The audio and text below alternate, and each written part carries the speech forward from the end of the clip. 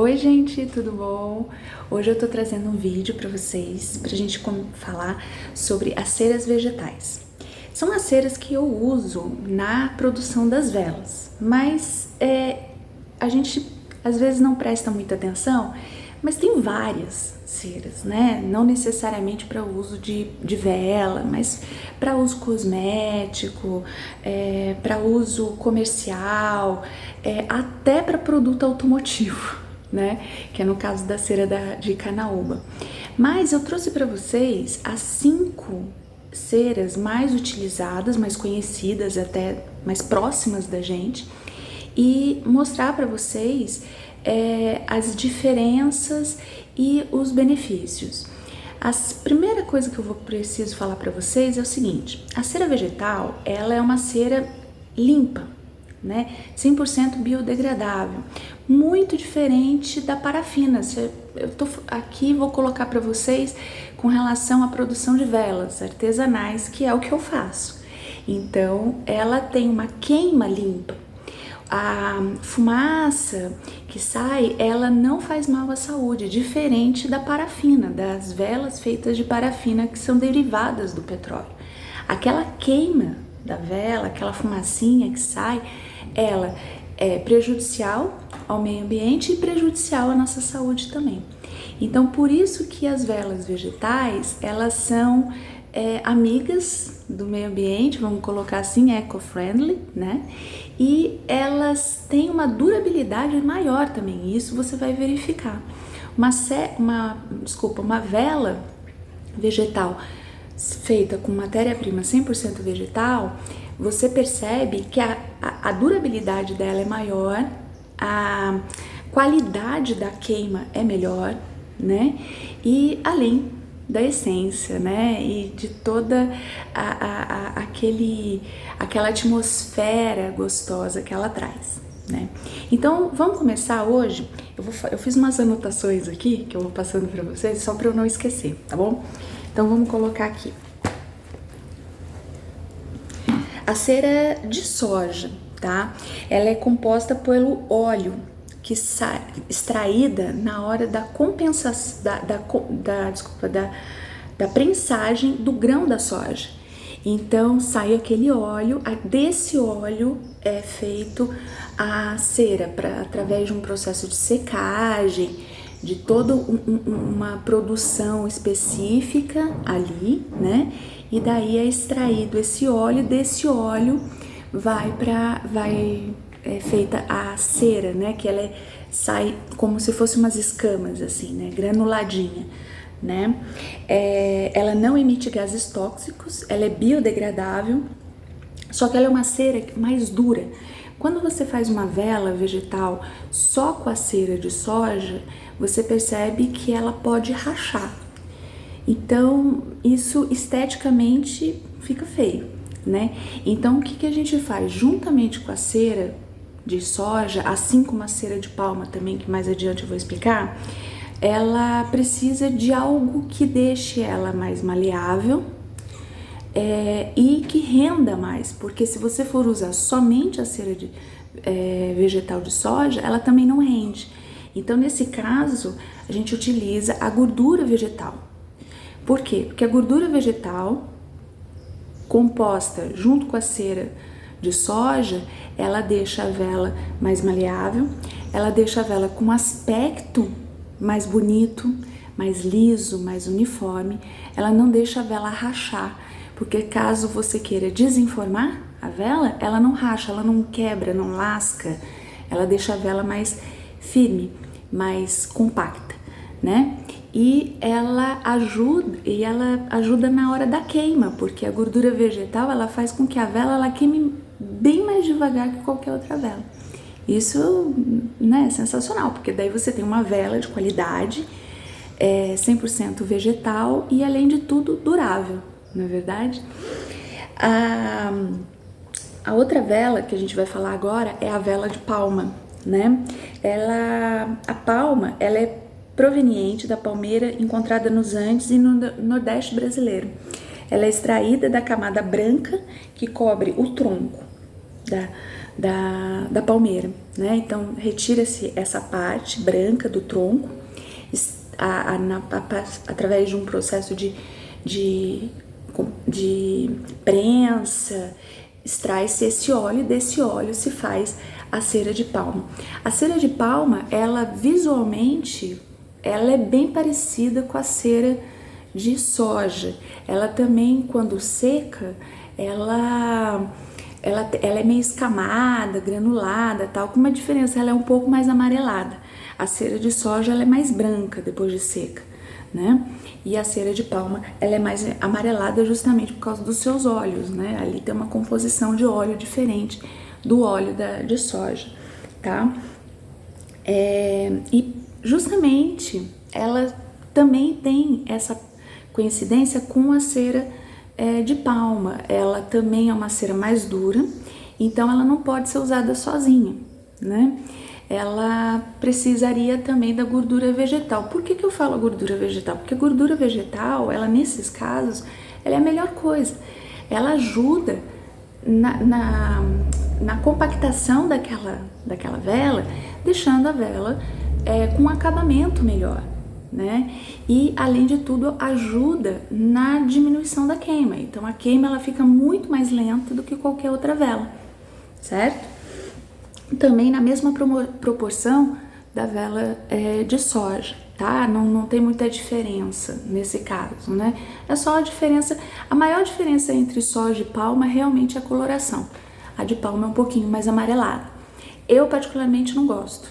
Eu gosto de uma vela mais branca, mesmo porque se eu precisar colorir essa vela, né, colocar um corante ali, uma cera mais amarelada me dificulta na hora da coloração.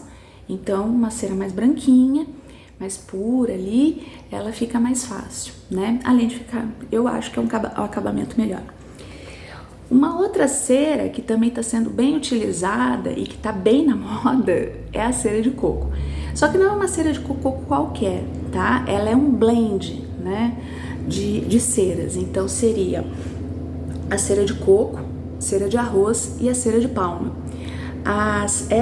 Esse blend, né, obviamente, ela tem uma proporção maior de coco, 40% no caso, a de arroz 30% e de palma 30%. E para que serve cada uma dessas ceras dentro desse blend?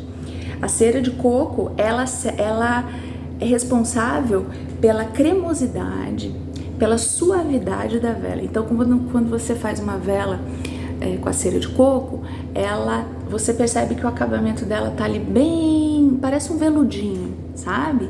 Ela fica com o acabamento bem lisinho, bem suave, assim, macio, tá? A cera de arroz, ela é responsável por fixar a essência.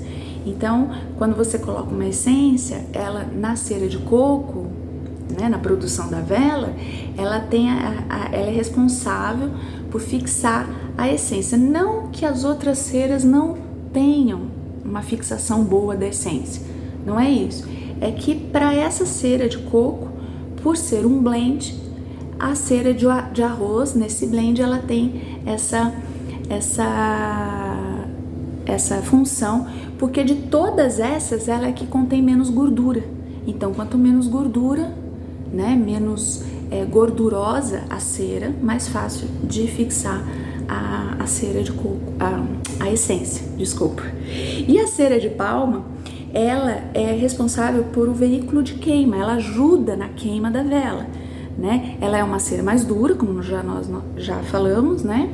E ela é responsável por aquela queima mais lenta, ajuda na queima mais lenta, tá? Deixando aquela pocinha da vela mais uniforme, tá bom? É uma cera de consistência mole, só que ela tem um porém, ela sozinha, ela não é boa para desenformar. Então muita gente me pergunta assim, Bia, eu queria tanto uma vela de coco, né, porque com a moda da cera de coco, né, mas eu queria desenformar. Eu falei, tudo bem, mas a cera de coco para desenformar, ela não tem o mesmo resultado esperado de uma cera de soja, vamos colocar aí, né? ela é um pouco mais mole, ela pode, na hora do desenforme, ela pode ter marcas na hora que você vai tirar da forma, que você tenta desenformar, e ela, na hora de você acende, na hora do derretimento, ela pode também, por ser uma cera mais mole, ela pode, sabe, sair daquela forma mais rápido e pode fazer uma sujeira ali a hora que estiver queimando. Então ela não é uma cera recomendável para um desenforme. Ela bem melhor num container, né? Quando a gente fala container, são os potinhos, pode ser vidro ou lata, né? Pode ser concreto também, que hoje tá se usando bastante, fica bem legal, né? Cerâmica, só plástico que não, mas o resto, os outros containers, hoje em dia a gente tem tantas opções que, dependendo do trabalho que você faz, sempre fica muito bom, né? Outra cera que eu ia falar é a cera de carnaúba, tá? Ela é feita a partir das folhas da palmeira de carnaúba, nativa dos estados do Ceará, do Piauí e do Rio Grande do Norte. Ela é extraída do pó a partir das folhas, em um processo que inicia batendo para liberar a cera e seguindo de seu refinamento. O beneficiamento artesanal consiste na mistura do pó com água em uma caldeira para ser cozido e daí extrai-se a cera. Legal, né? Quando a gente fala de cera vegetal, a gente tem que pensar também como é feita a extração dela, e normalmente a extração dela é feita por comunidades, né? Assim, aqui no Brasil a gente pode falar que são comunidades que ONGs ou alguma empresa que faz essa ponte e esse incentivo a essas comunidades, né? a essa região de onde pode se extrair as ceras, né? Ela, na verdade, ela é ideal para parte cosmética. Ela não é muito boa para alimentos, não. Ela tem uma consistência boa para cosmético, porque ela deixa aquele cosmético com uma textura mais uniforme, mais suave, meio durinha, assim, durinha que eu digo assim, mais cremosa, bem mais cremosa, né? Então ela ajuda nesse sentido aí. Mas pra vela ela não é legal. Ela é muito mole, não tem, no caso, para fazer uma vela de cera de carnaúba, eu precisaria de muita gordura para chegar numa consistência boa, que fique com um acabamento legal. Aí perde a função, porque aí não tem mais cera, tem mais gordura do que cera, então não é uma vela muito interessante, não. E por último, eu selecionei aqui para vocês a cera de abelha. A cera de abelha, ela é produzida através da transformação do mel na digestão das abelhas, né? E daí elas consomem aquele mel e a partir da digestão sai como se fosse uma resina, uma substância, e dessa substância que fica depositado ali nas colmeias é feita a cera de abelha, né? A cera de abelha, para vela, ela também não é muito interessante, né? Mesmo porque é uma cera muito cara. De todas essas que eu falei, a cera de abelha é a mais cara, porque justamente pela sua forma de extração e transformação dela em cera, ela é um processo muito caro, né? Quando você pensa na extração das colmeias, são quantidades mínimas, então você chegar numa quantidade razoável para ser comercializado leva tempo, então não é uma cera muito legal. Mas o que eu faço com a cera de abelha são as velas de massagem, porque daí são ótimas. A cera de abelha, ela tem um poder hidratante, cicatrizante e oxidante excelente. Então, nas velas de massagem, eu utilizo a cera de abelha junto com manteigas, óleos, que são ideais para a função da massagem. Então, ela tem esse poder e deixa a pele uma delícia, super macia, ela ajuda mesmo, Agora, para uma vela convencional, não dá, é um produto muito caro, isso encareceria muito o produto. Eu, particularmente, eu gosto muito de trabalhar com a cera de soja, com a cera de coco. Para mim são as melhores ceras para se trabalhar para a produção de velas, né, das velas convencionais.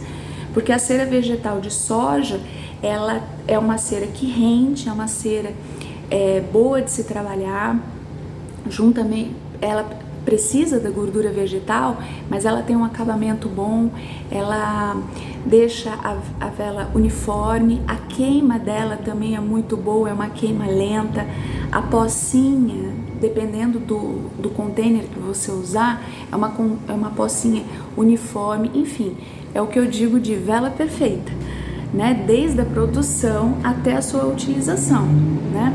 E a cera de coco também é ótima para se trabalhar, porque eu consigo trabalhar com ela